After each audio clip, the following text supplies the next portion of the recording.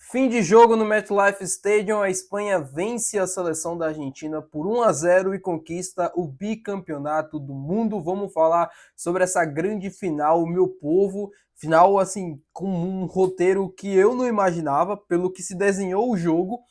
Muita tensão até o final ali do segundo tempo da prorrogação, mas acabou se tornando, assim, um título meio que merecido, né? Porque a Espanha fez valer dentro de campo, jogou bem melhor do que a seleção da Argentina, foi merecedora e no fim conseguiu o seu bicampeonato. A gente vai falar sobre o jogo, vai falar sobre o pós-jogo, vai falar também todos os lances assim polêmicos que aconteceram na partida. Conto muito com o teu like aqui para você poder ajudar o canal, conto também com a tua opinião sobre esse título da Espanha aqui nos comentários e não se esquece de se inscrever aqui se você ainda não for inscrito para ajudar o canal a crescer, a chegar aí a 1000 inscritos, ajudar a nossa comunidade, venha fazer parte também. Meu nome é José Victor e bora, né, nessa rodada com café para a gente falar desse jogo de hoje entre Espanha e Argentina, a grande decisão da Copa do Mundo.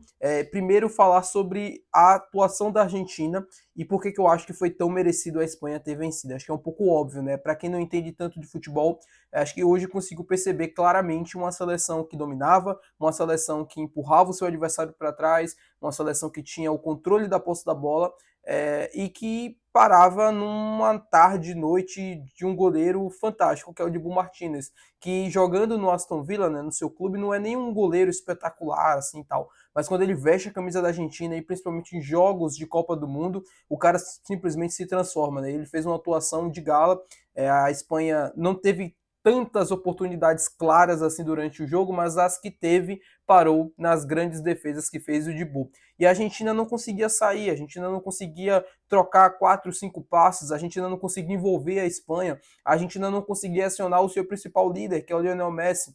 Eu falava, né, antes desse jogo que a Argentina tinha o Messi, né, como seu grande protagonista, era o cara que liderava, é o cara que quando não está bem, a seleção da Argentina também não consegue ir bem, né, não consegue performar sem o Messi. Então, o que a Espanha fez foi simplesmente fechar as portas para o Messi. O Messi não conseguia tocar na bola, que já vinha um, dois fazer uma falta, ou se não conseguia roubar a bola, parava a jogada. O Messi não conseguia dar sequência em nenhum lance. Nas que ele conseguia, a Argentina não conseguia aproveitar, né? Muito por conta da limitação física também. Hoje a gente viu claramente que a seleção da Argentina estava nas cordas, né, fisicamente falando, e eu tinha falado sobre isso aqui no canal, assim, não é querendo me gabar nem nada, mas era óbvio, né, que essa seleção da Argentina não estava 100% fisicamente, estava passando nas fases anteriores, né, sempre na prorrogação, sempre com muito esforço nos finais dos jogos, e isso cobra, né, depois no futebol, isso tem um preço, e hoje a gente viu na decisão, né, a Argentina foi finalizar na prorrogação, né, a Argentina terminou o jogo, os 90 minutos, sem finalizar uma vez, não é chute a gol não, o goleiro defender, é finalizar mesmo, é tentar acertar o alvo. A seleção da Argentina não conseguiu fazer isso em 90 minutos. Foi um massacre da Espanha, literalmente falando, foi um massacre. A Espanha conseguiu, com toda a posse de bola que teve durante os 90 minutos, mais os 30 na prorrogação, conseguiu sempre ter a bola, conseguiu sempre finalizar, conseguiu sempre ter as melhores oportunidades, conseguiu controlar a seleção da Argentina de uma forma espetacular. Assim como fez contra a França, né, controlando o Mbappé, Dembélé, o Olise e todos os outros craques da França, conseguiu fazer isso agora com a seleção da Argentina. É o que eu falava sobre o coletivo. A Argentina pode até ter o melhor jogador da história do seu país, um dos melhores jogadores da história do futebol, dentro ali do campo, jogando ainda e tal, é um cara que decide, um cara fantástico. Mas o coletivo ganha jogo, né? O coletivo é o que faz você ganhar títulos. O individual pode decidir um jogo, né? O individual pode até fazer a diferença em algum momento, mas o coletivo,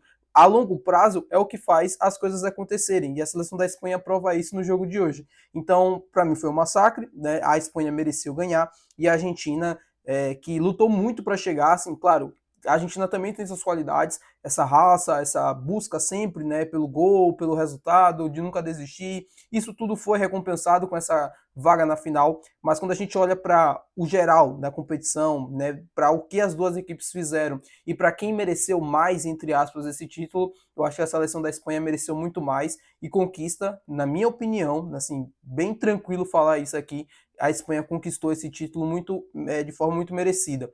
Agora sim, uma coisa que eu contesto e não gostei da questão da premiação.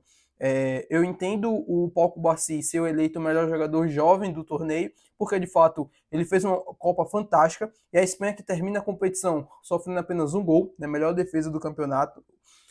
Tem o melhor goleiro da competição, que é o Union Simon, que não foi muito exigido durante essa Copa do Mundo. Se o Dibu ganhasse, muito por conta da atuação na final, eu não acharia nenhum exagero. Se a Argentina fosse campeã, ele seria eleito o melhor goleiro da competição, mas como a Espanha venceu e teve apenas um gol sofrido, aí deram o título para o União Simon, e o melhor jogador do torneio ser o Rodri, para mim é um esculacho com o que fez o Messi nessa Copa, com o que fez o Mbappé nessa Copa. O Rodri fez uma Copa fantástica, assim, um cara que jogou muito a final e tal, mas assim, você olhar a Copa que fez o Messi, participando, ele só não participou de um gol, né, da Argentina no jogo de hoje, porque a Argentina também não marcou, mas assim, se você olha para a Copa que fez o Messi nos últimos 7 jogos, sem ser esse da final, ele participou de todos os gols da Argentina, de todos os gols que a Argentina fez, pelo menos ele teve uma participação ali durante os jogos. E ele não ter sido eleito o melhor jogador do torneio, para mim, é loucura. Ou o Mbappé, que terminou a competição sendo o artilheiro e também não foi eleito o melhor jogador da competição. Nada contra o Rodri, fez uma Copa fantástica também, jogou muito a final, só que eu acho que o Mbappé merecia mais, ou até mesmo o Messi, né? Por tudo que fez também durante a competição e pela idade, 39 anos e tal. Eu acho que merecia esse reconhecimento. Mas enfim, acho que o Rodri também não está tão atrás assim do Mbappé e do Messi. Achei um absurdo? Achei. Mas o Rodri também fez uma grande final, fez uma grande Copa, e não é maluquice esse título, esse prêmio, né, na mão do Rodri. Não é tão absurdo como foi com o Vini naquela temporada que o Rodri acabou ganhando simplesmente por ter ganhado a Champions League. Isso eu não achei. A Argentina não sabendo perder depois do jogo, isso aí era meio que óbvio, né? Aquele lance ali do Paredes indo para cima do Gavi, um jogador que é totalmente desequilibrado emocionalmente. Que bom que a gente não vai ver ele mais em Copas do Mundo. Essa foi a última Copa dele, tá tomando no Boca Juniors. Um cara desequilibrado, cara, assim, não pode participar de um jogo como este de Copa do Mundo. É por conta dele e de outros atletas que eu tenho nojo da seleção da Argentina, né? O Messi é um cara fantástico, acho que um ser humano também muito bom, um cara que não tem nenhum problema extracampo, um cara tranquilo na dele, sabe perder, sabe ganhar. Se fosse só por ele, eu não tinha essa raiva toda que eu tenho da Argentina. Agora, jogadores como Paredes e tal, e desde muito tempo, né, desde criança assistindo Libertadores, confrontos entre os clubes brasileiros e argentinos, a gente vê como é o tratamento e a gente vê como é diferente. Mas, enfim, meu povo, é sobre isso que eu queria ter comentado com vocês, sobre a Copa, sobre o jogo. Uma Copa fantástica, né, com 48 seleções.